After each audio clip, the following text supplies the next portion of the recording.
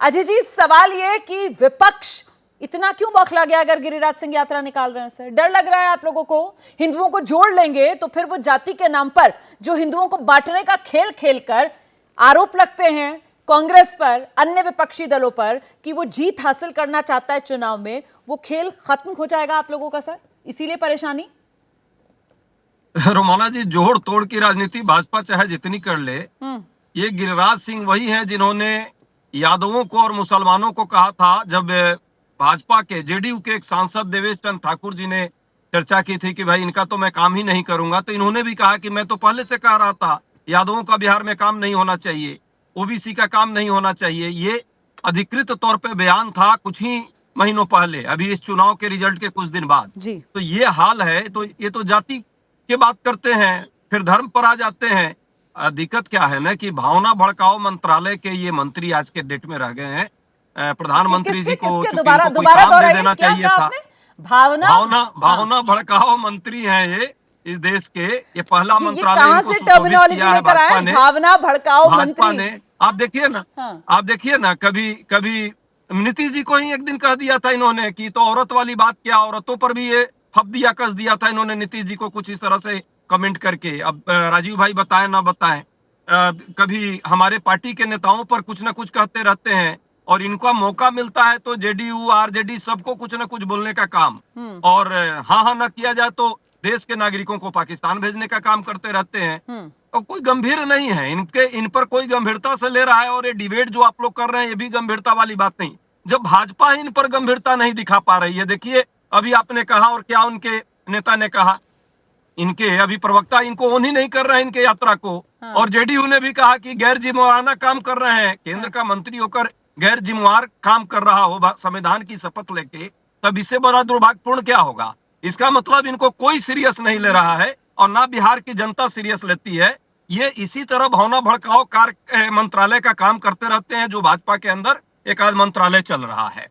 कोई बात नहीं, ये कर ले, कुछ नहीं होने वाला इससे। हाँ, ये जरूर है, बंटवारे की राजनीति और जो बांटने और काटने की करते हैं, यदि हिंदू धर्म का हो ये जानते तो शायद आज इस तरह की बात नहीं होती। ये जानते ही नहीं है लोग, ये धर्म के बारे में है ही नहीं। भारत का हिंदू धर्म क्या कहता है? सनातन सर्वधर्म समभाव की बात करता है, वसुधैव कुटुंबकम की बात करता है। क्या उसका एक भी सिद्धांत मानने वाले लोग हैं? ये कहे 10वां जो है, 10 सिद्धांतों में एक सिद्धांत हिंदू धर्म में है प्रायश्चित करना, तो हो सकता है यात्रा के माध्यम से वो प्रायश्चित यात्रा निकाल रहे हो, और इसीलिए भाजपा और जेडीयू इसमें शरीक नहीं हो रही है। तो मुझे लगता है कि यदि प्रायश्चित करके हिंदू धर्म में कुछ करना चाह रहे हैं तो बहुत अच्छी बात है। हम भी कहेंगे कि इस तरह से कुछ प्रायश्चित यात्रा ये निकाले, पर बिहार में आने वाले चुनाव को लेकर के जो ये लोग रणनीति और इस तरह से जो भावना भड़काने का काम कर रहे हैं, बिहार की जनता बहुत ही जागरूक है, समझदार है, वो जानती है इनको कुछ नहीं हासिल होने वाला। रोमाना जी, निश्चित तौर पे देखिएगा वहां इस बार सरकार चेंज होने वाली है, और जिस तरह से शराब से सैकड़ों लोगों की जाने जा रही है, लगातार अपराध सिर बोल रहा है। आज का जो मुद्दा है वो गिरिराज सिंह, और आज का मुद्दा जो है वो गिरिराज सिंह की हिंदू स्वाभिमान यात्रा, जिसके जरिए वो हिंदुओं को संगठित और सुरक्षित करने का कह रहे हैं मंत्र लेकर मैं चला हूं आगे हिंदुओं को जोड़ने के लिए। मैं प्रोफेसर सौरभ मालविया को करूंगी। प्रोफेसर सौरभ मालविया, मैं आपसे ये समझना चाहती हूं सर कि फिर इस पूरी की पूरी कवायद को गिरिराज सिंह की आप किस नजर से देख रहे हैं? क्या ये गिरिराज सिंह एक सेल्फ प्रमोशनल मोड में आ चुके हैं सर? मतलब क्या गिरिराज सिंह के लिए कहा जाए कि बिहार में चले गिरिराज योगी बनने? देखिए रुमाना जी, यह सच है कि भारतीय जनता पार्टी यात्राओं के द्वारा जानी जाती रही है। 2 सीट से लेके 200 तक की पहुंच तक रथ यात्रा निकली बीजेपी ने अपनी यात्रा से, और उसी बिहार में आडवाणी जी गिरफ्तार भी हुए थे। तो यात्रा तो भारतीय जनता पार्टी के स्वभाव में है, उसका संगठनात्मक पक्ष है। लेकिन भारतीय जनता पार्टी में जब कद्दावर कद बढ़ता है और वो ऊपर जाते हैं, ऐसे में उमा भारती, बाबूलाल मरांडी, कल्याण सिंह, ऐसे सरीखे लोग भी बहुत रहे जो कुछ कालखंडों में आगे तो आए और फिर वो गड़बड़ा गया, लड़खड़ा गए। तो मुझे ऐसा लगता है गिरिराज सिंह बिहार की धरती पर एक मजबूत चेहरा है, एक मजबूत नेता है। तो तो निश्चित तौर पर इसका लाभ प्रत्यक्ष तो नहीं, परोक्ष रूप से बीजेपी को मिलने वाला है, क्योंकि उन्होंने अपने इस पूरी यात्रा में एक बात साफ लिखा है, धर्मो रक्षति रक्षिता।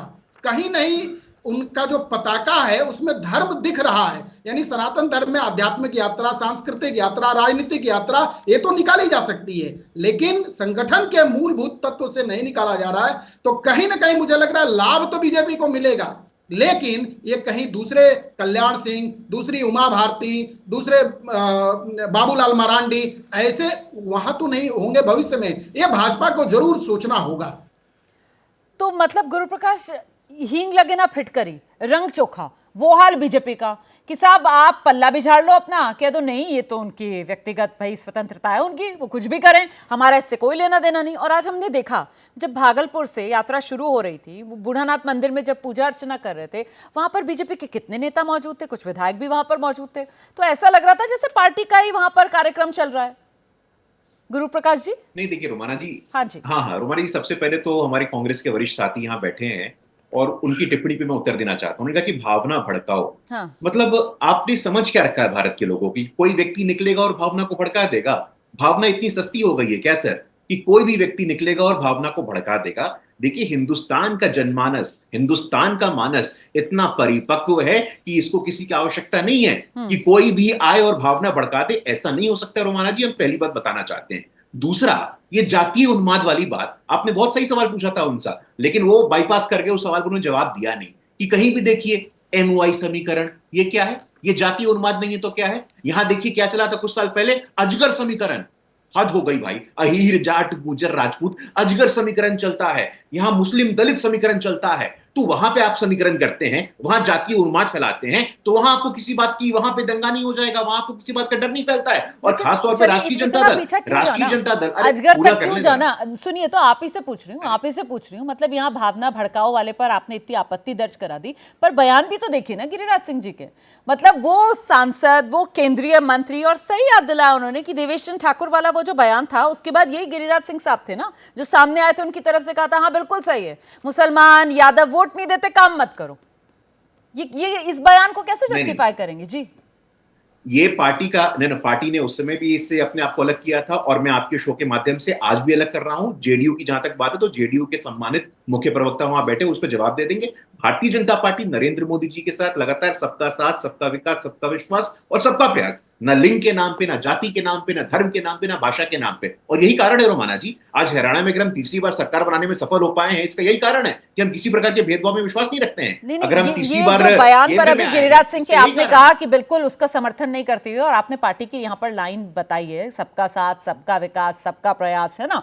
क्या यही एक वजह है कि गिरिराज सिंह इस तरीके का उनका पूरा इतिहास रहा है, इस तरीके के विवादित बयान उनके सामने आते रहे, जिस पर कई बार पार्टी को शर्मिंदगी भी उठानी पड़ी है, कई बार पार्टी को उससे किनारा सार्वजनिक मंच पर आकर अपने आप को उससे अलग थलग करना पड़ा है? इसी वजह से ये अनगाइडेड मिसाइल वाले काम जो गिरिराज सिंह साहब कर देते हैं, इसी वजह से क्या पहले ही इस बार पार्टी ने एक दूरी बना ली है गिरिराज सिंह से कि पता नहीं अब निकल रहे हैं, क्या करेंगे, क्या क्या कहेंगे, क्यों बेकार में बदनामी मोल लेनी? नहीं, हमको लगता है रोमाना जी आज आप अपने शो पे गिरिराज सिंह के लिए एक PhD कर लेंगी। इतना तो हम भी नहीं जानते हो उतना गिरिराज सिंह जी के बारे में जितना आपने बता दिया है कि गिरिराज जी एक व्यक्ति हैं, गिरिराज जी अपना काम कर रहे हैं। अरे भारतीय जनता पार्टी में भी सक्रिय सदस्यता अभियान चल रहा है, दुनिया की सबसे बड़ी पार्टी, हम लोग मेंबरशिप ड्राइव में बिजी है, इतने सारे संगठनात्मक कार्य चल रहे हैं, महाराष्ट्र में, झारखंड में चुनाव है, बीजेपी बहुत सारे काम करती है। अब आपको लगता है पूरा का पूरा बीजेपी फोकस्ड है, गिरिराज सिंह कहां गए, गिरिराज सिंह कहां गए? अरे गिरिराज जी हमारे वरिष्ठ नेता है, वरिष्ठ मंत्री हैं, देश के नागरिक हैं, हाँ। और देश के नागरिक कुछ काम कर रहे हैं तो करने दीजिए ना, नहीं करने दीजिए, फिर उस काम की जरूरत राजीव जी को तो समझा दीजिए ना, अपने साथी को तो बता दीजिए ना कि गिरिराज जी बीजेपी के बड़े नेता, केंद्रीय मंत्री कुछ काम कर रहे हैं, तो कुछ काम अगर गिरिराज जी कर रहे हैं, इतने बड़े आपके नेता हैं, केंद्र में मंत्री हैं, तो कोई बड़ा ही काम कर रहे होंगे, उसकी अहमियत तो बताइए ना यहाँ पर राजीव जी को। जैसे ही घड़ी का काटा दोपहर 2:30 पे आए, बबीता जी का दिल सास बहू साजिश के लिए मचल जाए। और ये है इनकी बहू, पूरे दिन ऑफिस की टेंशन हो जाए गॉन जब ये करें अपना फेवरेट शो फ्री टाइम पे ऑन। इनकी तरह आप भी देखिए अपना फेवरेट शो अपने टाइम पर और डाउनलोड कीजिए ABP लाइव ऐप अपने स्मार्ट टीवी पर।